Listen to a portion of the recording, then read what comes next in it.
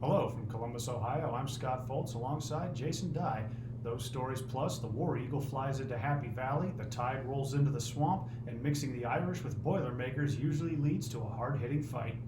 All that coming up after this. You're watching Sports Talk on CFC, so stick around.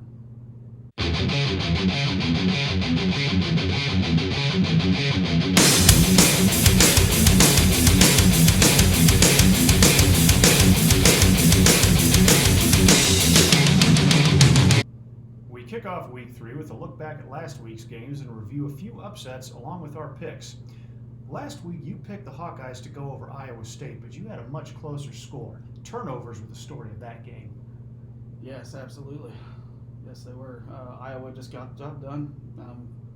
Yeah, Not much else to say. no, Cyclones really didn't show up on that no, one. they did not. And Iowa State, kind of disappointed to see, but you got to be ready for Kirk Ferentz. He prepares for rivalry games. The Jayhawks just can't seem to get past Coastal Carolina, and the Chanticleers more than doubled the score on that Kansas team. Yeah, I'm sure they came out. Kansas probably came out really inspired, but Coastal Carolina, I don't know what they've got going on over there, but they've got something really good going on. Whatever it is, it seems to be working. This is the second year in a row they've trashed the Jayhawks. Jeez. The Huskies didn't fare much better in the Big House as Michigan trounced Washington 31-10. Jim Harbaugh seems to have this team ready to go, and Michigan looks scary. They just look scary. They took care of business. Defensively, they look sharp. Offensively, got things rolling. Man, it's they've got the steam. They got the energy up there, in the Big House. Yeah, they do. And a game that certainly was not well received here in Columbus saw the Buckeyes fall to Oregon by a touchdown in a game where the Buckeye defense left a lot to be desired. Can the Buckeyes regroup after this and still have a shot at the playoffs? I think they can, but it all starts with first getting that defense fixed. What a disappointing, absolute disappointing outing for that defense. There's no way that you can look at this Ohio State defense and call them the silver bullets right No. now. Absolutely not. We're here in Columbus, we're not used to the Buckeyes getting run on like that, and it just seems like there was no adjustment. And there's a lot of blame that can go around. It obviously starts with Ryan Day and getting this team to just be better prepared. So I think they can. They also obviously have to win out, but they've got to change some things on that defense at first. Now, there are some in Columbus who are already going after head coach Ryan Day, even after he opened his Ohio State head coaching career at 23-0. Has the magic worn off, or is this just a bump in the road? Oh my gosh! So this goes back to every time we turn around here in Columbus, the bar is set so high. It is set high, and at Ohio State, and Ryan Day has done a great job taking over for Urban Meyer. And where I really had a problem with all this, your fair weather fans were dreaming about Ohio State's got to beat everybody 70-0. They've got to have 2,000 yards of offense, this, that, and the other. You know what? You ran into a hiccup, and the realism is it didn't happen in this game. So you're going to go after Ryan Day, which is absolutely absurd. Yeah, maybe we challenge Kerry Combs. Maybe we go after some guys. Maybe we hold these players accountable because they're smart kids. They should be able to adjust as well. But going after Ryan Day, come on, it's ridiculous. And people really need to think before they open their mouths on social media about going after the head coach at the Ohio State University. Especially with his record. Especially his record. I mean, he took this team to a national title last year on a shortened schedule. I mean, come on, and lost to the best team in the nation. That's not bad. That's not bad. No. So, I mean, what do you want, Columbus? I mean, you want any more? Well, then you tell me who you're going to replace them with, because right now there is nobody. Well, right now, Columbus wants to win a national championship, and I'm reminded of the last time the Buckeyes lost their second game of the season back in 2014. What happened at the end of that season? Oh, geez, they went on to win a national title. They went on to win the national title. When they said they couldn't. When everybody said they couldn't. And they beat Nick Saban's Alabama team just to get to that game. Yep, absolutely.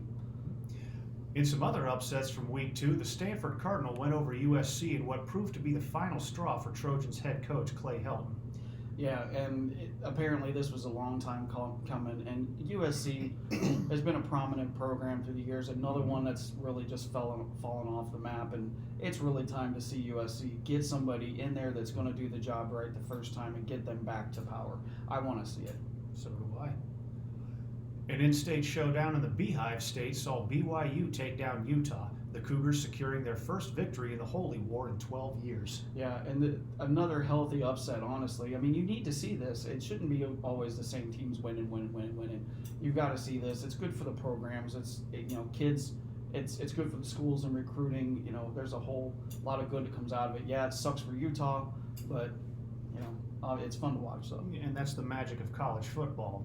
NFL teams, the highest paid team, and usually ends up getting all the talent because they can buy it. Yeah. College football, name, image, likeness deals aside this year, is the talent of the players, and it's a finite amount of time. They are only going to be there at most 5 years. Yeah.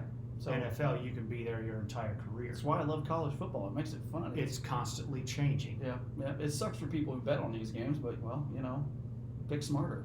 We would never do a thing like that. No. Not us. No, never. And Florida State continues to struggle as the Seminoles fall to Jacksonville State. FSU with an 0-2 start to the year, falling to the Gamecocks by a field goal. Yeah. I don't know anything about Jacksonville State. I've never heard of Jacksonville State. Right, and here we are, FSU trying to. You had this killer game against Notre Dame. You win it overtime, you lost, but you're playing inspired. It seems like that's fallen off. You should have went in Jacksonville State and pounded them and made a name out of it, but you didn't, and probably some trouble there in Seminole country, I think. Perhaps. Nittany Lions and Tigers, oh my, as Auburn heads into State College, Pennsylvania for an SEC versus Big Ten matchup. Penn State is undefeated so far with an impressive victory last week over Ball State, but can they hang on against what seems to be an unstoppable Auburn team? You gotta look at it this way. It all starts with Bo Nix for Auburn. He's been brilliant playing inferior competition. 75% of pass completion, 383 through the air, and 5 TDs with no picks. That's pretty impressive. Yeah, he's playing inferior competition, but he's doing what he needs to do. On the defensive side of the ball, the Tigers' pass rush has been a nightmare, but the run defense will be tested against Penn State. And then on Penn State, the defense has been a highlight of this team, but it's going to be challenged by Bo Nix. He knows how to move the ball. Sean Clifford on the offensive side of the ball, he has a balanced attack, should be able to keep Auburn D on its heels. So how do you think this one goes in Happy Valley? I think it's a slugger of a game. I like Penn State 27, Auburn 20.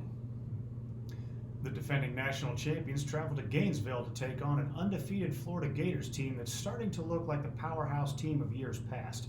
Will the Gators defend their swamp, or will the Tide continue to roll?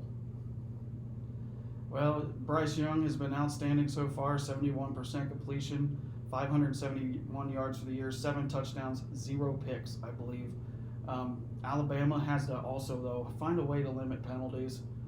And that's key. Florida's going to play really inspired in this game. You've got to play clean football. And for Florida to really succeed, they've got to let that pass rush loose. They've got to find a way to disrupt Bryce Young, which seems to be almost impossible right now. Jones in the running game should have some success. However, this is Alabama we're talking about. So you're picking the Tide to go over? Yeah, 37-30. Close game. An in-state showdown in the Hoosier State as the Purdue Boilermakers steam into South Bend to try and hand a very shaky Notre Dame their first loss of the season. Yeah, Notre Dame has been very shaky. I mean, you went into overtime against Florida State. Now you almost got beat by Toledo. Cone has been excellent, though, for Notre Dame. And it's just hard to fathom with his success how these games are just so close. And Notre Dame, with the team they have, should be running over these guys, but they're not doing it. The Notre Dame run defense gets quite a few tackles for loss. However, they give up 5 yards of carry on the ground. And Purdue offense has been had very little mistakes so far, and they can control the tempo, which could give Notre Dame defense some problems. Purdue will be looking to do what FSU and Toledo couldn't, and that's finish the games. And Toledo had the chance. They were this close from really just sealing off Notre Dame, knocking them out. During the FSU game, I did note on social media, I thought Notre Dame was overrated. Clearly, Toledo proved my point. I don't know what to say about Brian Kelly's Irish right now, but they've got a lot of work to do. And the Boilermakers, they need to find a way to disrupt Jack Cohn's tempo. I think if you do that, and you make Notre Dame one-dimensional, it's going to be a nightmare day for the Irish. So you don't think the Irish continue their undefeated streak? No, I do not. I like Purdue in an upset 30-27. And finally, a battle in the plains as Nebraska travels to Norman to face a powerful Oklahoma team in what one Sooner fan might call a slobber knocker. Do the Huskers have a chance against their former Big 12 adversary? Whew, my goodness, there has been some improvements for the Husker offense. This is no doubt a huge test for Scott Frost. We're going back to the Red River rivalry now from days past. Hopefully you kind of bring that energy back, and Scott Frost really puts an emphasis on how important this game was way back. Nebraska has to be just as balanced on defense as they are on offense. You make sure you're getting pressure on Spencer Rattler and finding ways to shut him down. It's going to be tough because that Sooners offense is just humming right now, despite 4 turnovers in 2 games. But the defense is made up for that. 3 takeaways. Spencer Rattler, he's a great quarterback, obviously a Heisman front runner. Should be able to get that Husker secondary in trouble because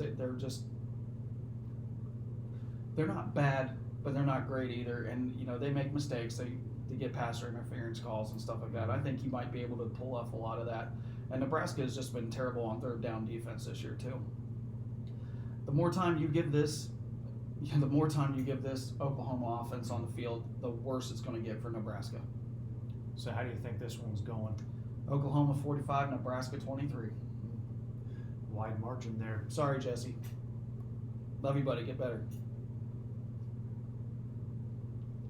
Well, that's our show this week. Come back next week for week 4 when we've got more exciting analysis and predictions right here on Sports Talk.